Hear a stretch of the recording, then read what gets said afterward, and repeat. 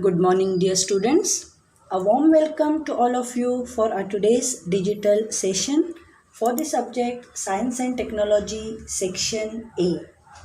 In our previous session on Thursday, we have completed with the discussion of textual exercise for chapter number 3, Chemical Reactions and Equations, up to question number 5. We have completed question number 1, that is choose the correct option. We have completed the discussion of question number 2, that is right answers, and question number 5. Question number 3, 4 and 6 onwards are remaining, so that we are going to complete today, and if time permits we will discuss the additional questions and activities for this chapter. So I request all of you to be present with textbooks in your hands. Let us start with question number 3, which says explain the following terms with examples. It is nothing but in short define the terms along with examples. The first question is endothermic reaction. For the marking of answer, you can just refer the pages. Now this definition you have to just note down somewhere. Very simple. A chemical reaction in which heat is absorbed is called an endothermic reaction. Now here you can write the definition in your own words. A chemical reaction in which heat is utilized. Heat is used up by the reactants. It is called an endothermic reaction, and they have told with examples. So per definition you will support with one example. So this reaction you can mark on page number 39. You can see on page number 39, in the center of the page, you have both the reactions. One is endothermic, one is exothermic. So the endothermic one you have to pick up. Calcium carbonate in the solid form, that is limestone, on strong heating decomposes to form calcium oxide and carbon dioxide gas. So that is an example of endothermic reaction. Next is combination reaction. Combination reaction you can directly mark on page number 36. Page number 36. You can see the definition is given in bold black font towards the bottom of the page. Above the heading decomposition reaction, you have the definition. When two or more reactants combine in a reaction to form a single product, it is called a combination reaction.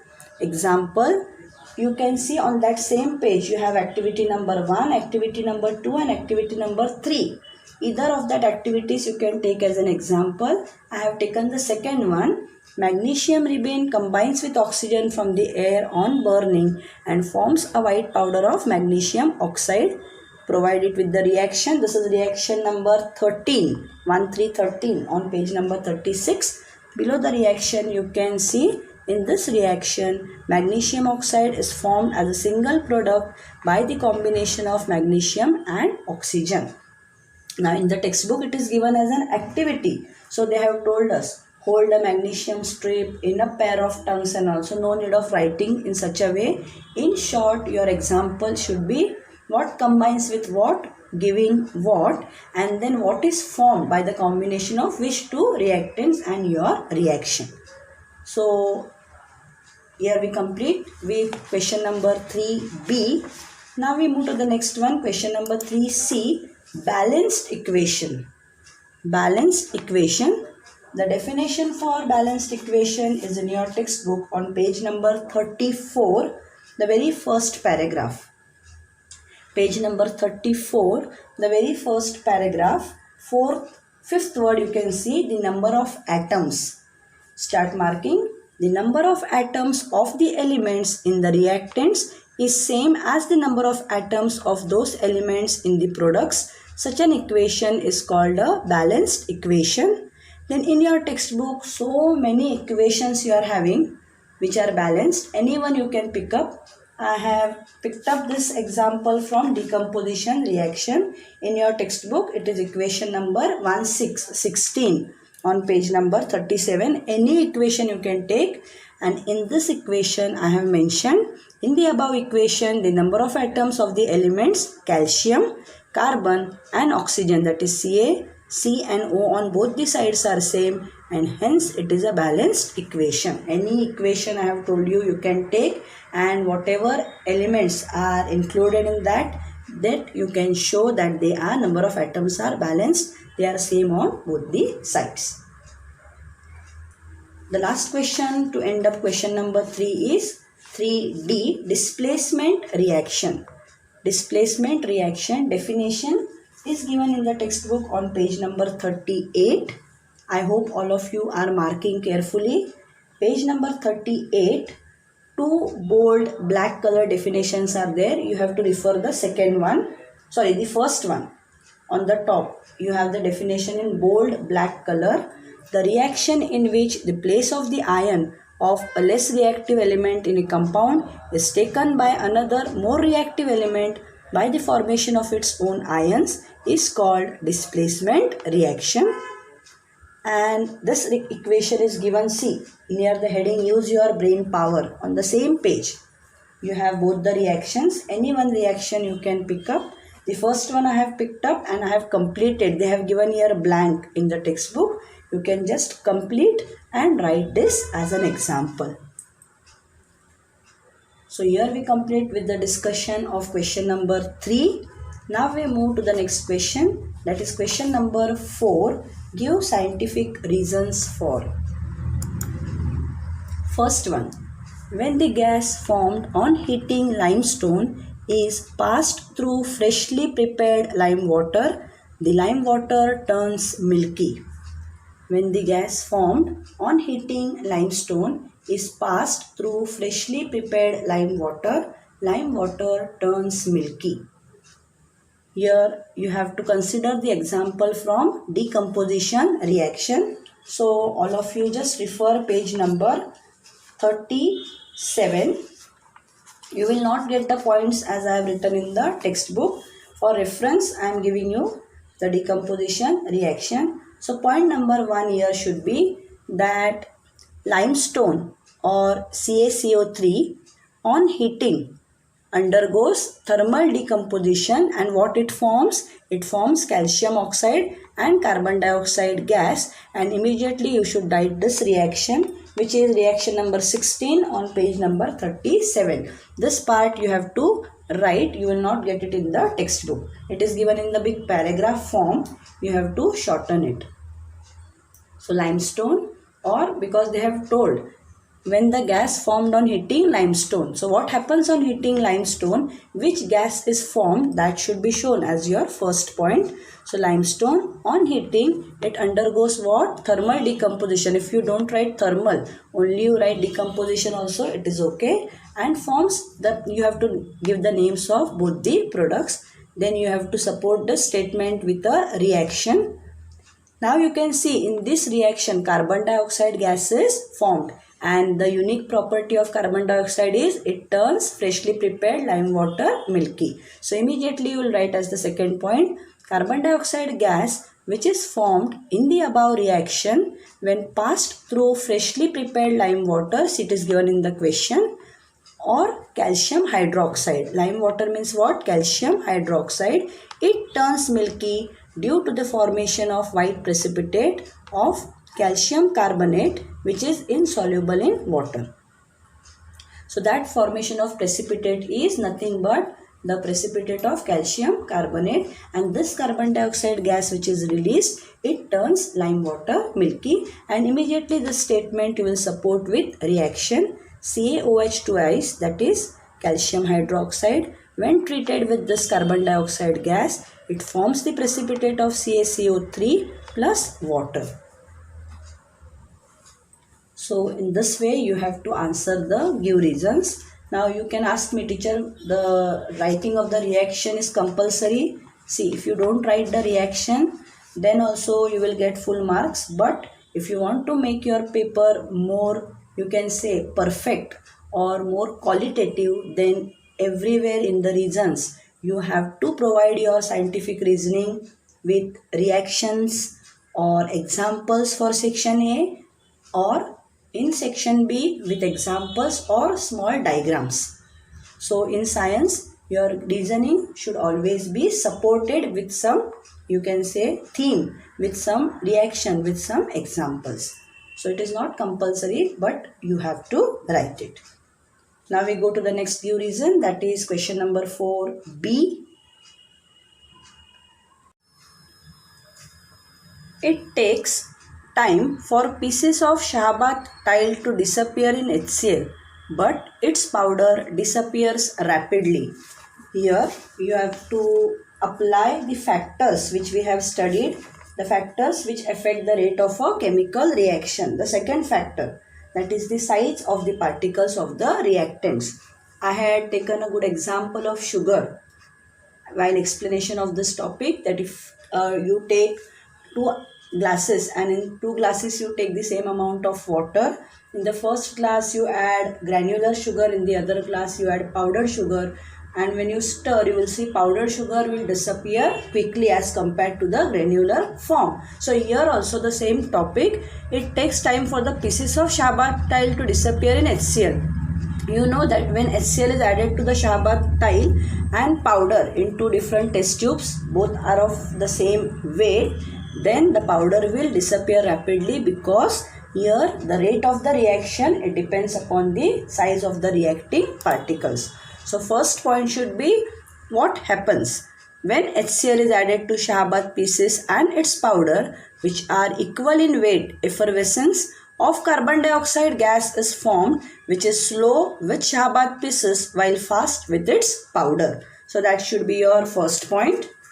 What is liberated? Carbon dioxide gas is liberated, and slowly you will see powder disappearing. Next point now, reason why. Because the rate of a reaction depends upon the size of the particles of the reactants taking part in the reaction. Point number 2 you can mark in your textbook, page number 4040. Page number 4040. You can see the heading, factors affecting rate of chemical reaction. Under that, factor number B, size of the particles of reactants. Under that topic you can see the last paragraph.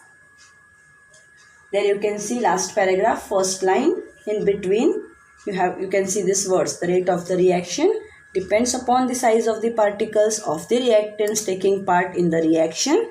And next line immediately will get, smaller the size of the reactant particles, higher is the rate of the reaction. And hence the time for powder to disappear, time for pieces to disappear, it is more lengthy as compared to the disappearance of powder. The main part is reasoning. You can see the reasoning main part I have underlined and used a different color. Writing of that part is very essential. Next is give reason number 4C. 4C question is, while preparing dilute sulfuric acid from concentrated sulfuric acid in the laboratory, the concentrated sulfuric acid is added slowly to water with constant stirring. This answer I will mark in the textbook. All the points are in the textbook. You can mark them and later on you can write it. Page number 38, last paragraph. Page number 38 of your textbook, last paragraph, third line. You can see in between it starts, in the process of dilution. That is your point number 1. In the process of dilution of concentrated sulfuric acid with water, very large amount of heat is liberated. So when you prepare dilute sulfuric acid from concentrated, that is when you add this concentrated to water, what happens in this process? Large amount of heat is liberated. Continue marking. Point number 2. As a result, water gets evaporated instantaneously if it is poured into the concentrated sulfuric acid, which may cause an accident. Continue marking. To avoid this, required amount of water is taken in a glass container and small quantity of concentrated sulfuric acid at a time is added with stirring. Therefore, only a small amount of heat is liberated at a time. So if you are doing the process very slowly, that is small amount of concentrated sulfuric acid you are adding in the water and constantly you are stirring, what will happen? That large amount of heat which is liberated will be lowered down and any such type of accidents can be prevented. And hence you do the process very slowly and that too with constant stirring. I hope you have got all the points. All the points are on page number 38, last paragraph of that page. Now we go to the last give reason for this chapter. Question number 4D. Very simple. Question number 4D. It is recommended to use airtight container for storing oil for a long time. Here you have to apply the concept of rancidity which we have studied. The last topic of this chapter, you know, if edible oil is exposed to air or light, what happens? It undergoes air oxidation and then your oil or the food cooked in that oil, it turns rancid, and hence to avoid this, it is stored in airtight containers. So by storing in airtight containers, what will happen? The contact of your oil with the air will be cut off. Point number 1. If edible oil comes in contact with air and light, it undergoes air oxidation and food cooked in such oil turns rancid. If edible oil comes in contact with air and light, it undergoes air oxidation and food cooked in such oil turns rancid. Point number 2. Hence, it is recommended to use airtight container for storing oil for a long time to prevent it from oxidation. So, undergoing air oxidation and prevent it from oxidation, both are very important points. So, I have highlighted, means underlined, and used a different color. So, in the exam, you don't have to use colors, but you have to underline that particular part. From the beginning, I am telling you, in give reasons, you have to underline the main reasoning part of the answer. That decides the quality of your paper. With this, we complete with question number 4, give scientific reasons. All the textual give reasons, the reasons which are there below the chapter, study it very properly for your board exams, because you know question number 2A is a question of give reasons and out of 3 at least 2 are from the textbook, below the textbook only. Question number 5 is already over yesterday. So now we turn towards question number 6, page number 46 of your textbook. Identify the following reaction. The reactant that undergo oxidation and reduction. Identify from the following reactions. Reactions are given. You have to identify which reactant is undergoing oxidation and which is undergoing reduction. So we take the first one. Fe plus S gives FeS. So Fe, that is iron, undergoes oxidation, sulfur undergoes reduction. There only in the textbook somewhere you can write 2Ag2O, that is silver oxide, forming Ag plus O2, that is silver and oxygen gas. Here you can see this reactant silver oxide is losing the oxygen. So silver oxide is undergoing reduction. Next is 2Mg plus O2 gives 2MgO. So magnesium is combining with oxygen. It is taking up oxygen. So it is undergoing oxidation. So magnesium undergoing oxidation. And the last one, nickel oxide NiO plus H2 gives Ni plus H2O. If you look carefully at this reaction, it is an example of redox reaction. So the first reactant NiO is losing oxygen and forming Ni, so undergoing reduction, and H2 hydrogen is accepting this oxygen and forms H2O. So when oxygen is taken up means oxidation. So H2 undergoing oxidation. Very simple, but such type of questions you have to expect in the board exam. They can give you 2 reactions for 2 marks also under question number 2B. So you should be very thorough with oxidation and reduction. With this we complete question number 6. Now we move towards question number 7. Balance the following equations stepwise. Now one equation stepwise I have already taught you from the textbook, and it takes a large amount of time. So all the equations I won't balance. Out of 4, if you see carefully in the textbook, out of 4 equations, the last one, NaOH plus H2SO4, already we have done. That is the textual example which we have taken. You can check on page number 34 in your textbook. That example I have already taken up. So out of the remaining 3, I will take one example, and the other 2, when we will carry out a revision part, that time we will take for revision. So I will be taking up 7b, little bit difficult. Question number 7b. SO2, that is sulfur dioxide, in the gaseous state combines with H2S, that is hydrogen sulfide, forming sulfur plus water. You have to follow balance the equation stepwise. So your first step is write the equation as it is given. Now while writing the equation, no need of writing the physical states and all. So copy the equation as it is. That is your first step. SO2 plus H2S gives S plus H2O. Next is step number 2. Check whether the equation is balanced or not by comparing the number of atoms of the various elements present on the two sides of the equation. Now, no need of copying this step and all. On page number 34 in your textbook, you have the steps. So, the elements here are sulfur, oxygen, hydrogen. So, in your first column, elements.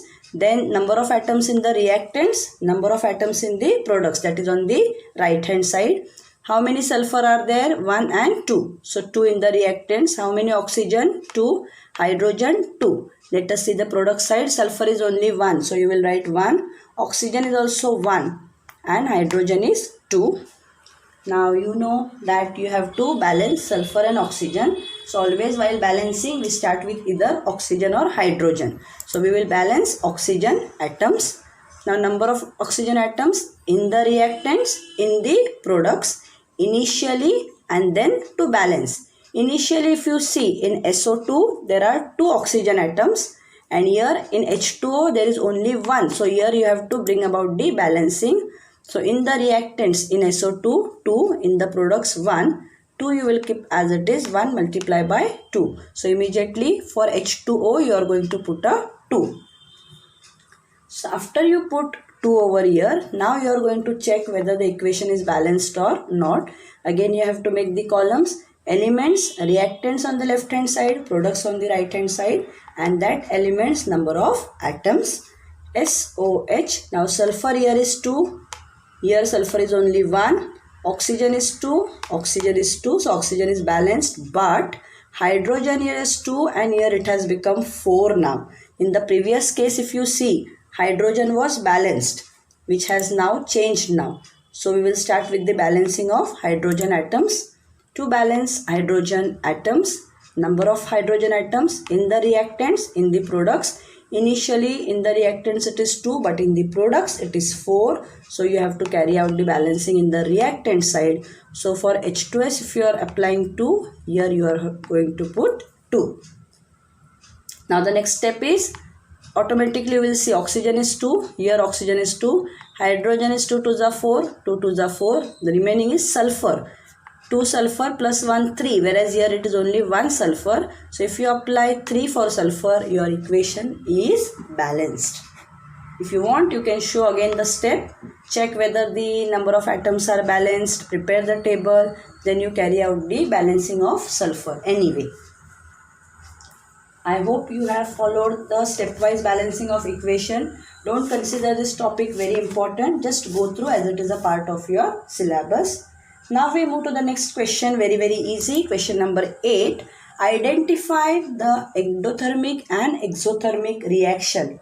Here I had given you a hint while explaining the topic that whenever in the reaction you see heat on the right hand side, that is on the side of products, then it is exothermic, and when you see heat on the top of the arrow or left hand side on the reactant side, then it is endothermic.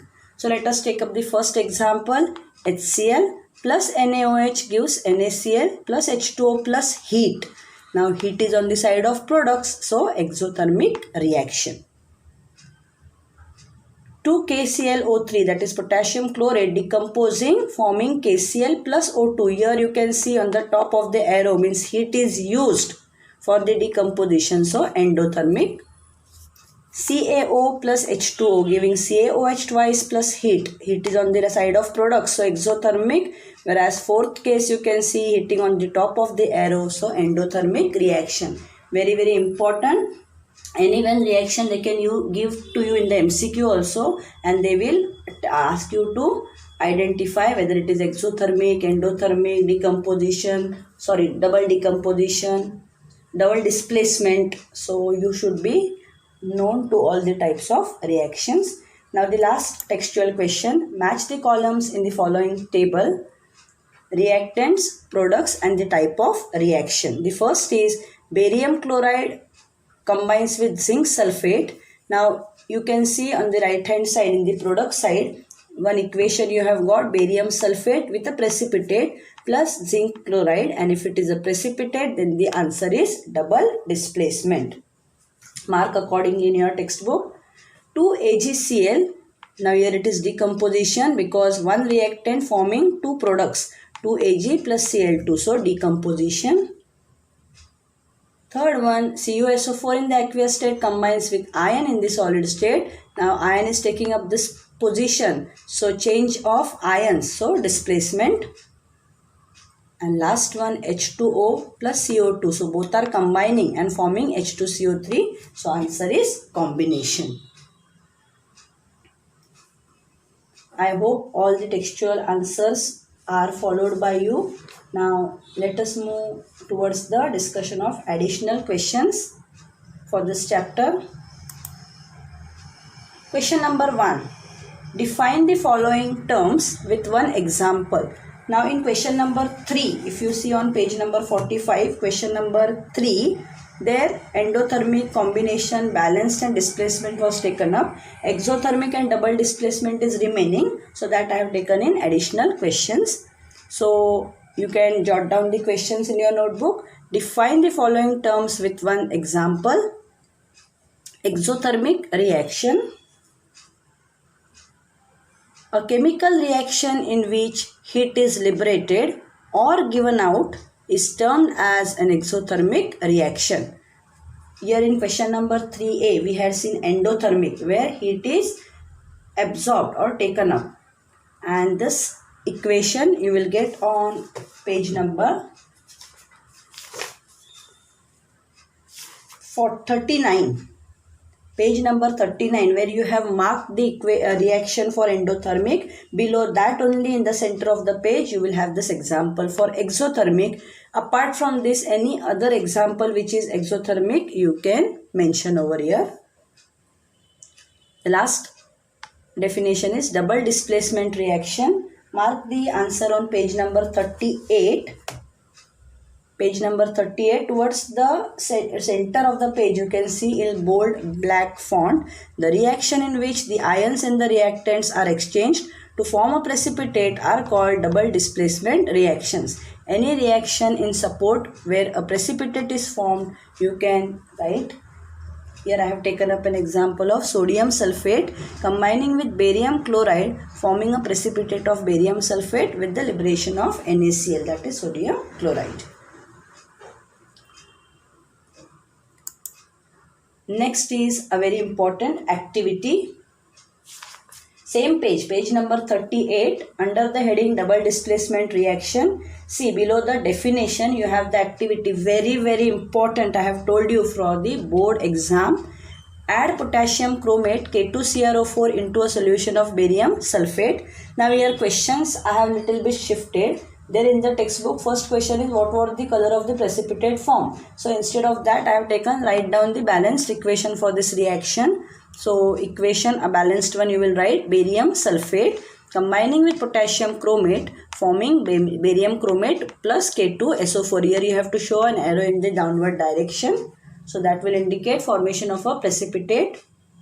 Next question is, what was the color of the precipitate formed? Answer is yellow. Write the name of the precipitate, barium chromate. And when a precipitate is formed, will you call this reaction displacement or double displacement? You will call it as a double displacement reaction. And if you see in this chapter, all the activities they have removed out from your syllabus due to the pandemic. Only one small activity is remaining on page number 42 that we will take up. Use your brain power. This activity they have not removed. So question number 1 under that activity. Which is the oxidant used for the purification of drinking water? Page number 42. Below the pink block, do you know that is already removed? Below that you have this activity. Which is the oxidant used for the purification of drinking water? Potassium permanganate, that is KMnO4, and chlorine. Apart from that, ozone is also a good oxidant. If you see, search on the Google net, the first word they have given ozone. So 2, 3 are ahead of you. Any 1 or 2 you can write in the exam. Potassium permanganate and chlorine are the strong oxidants which can be used for purification of water. Now the next question they have asked there, why is potassium permanganate used for cleaning of water tanks? Now why it is used for cleaning of tanks? Because it removes the organic matter from the water tank by the process of oxidation, which also helps in the removal of unwanted taste and smell. That is your first point. Not only that, it also helps to kill the harmful microbes such as bacteria and fungi, and hence KMnO4 is used for cleaning of water tanks so that water becomes safe for drinking and other useful purposes. Now this answer I have searched from the net for you. Any other relevant answer you can write over here. The main part is the reasoning why KMnO4 is used. That reasoning part should be satisfied. So none of the other activities we have to do because they have been removed out. With this I declare that chapter number 3 is over. So we have completed chapter number 1, chapter number 2, chapter number 3, chapter number 6 and 10. So in our coming session we are going to start with a new chapter from section A, chapter number 4, effects of electric current. So till then, see that your books are completed and see to it that you are studying, keeping your board exams in mind. Thank you, dear children.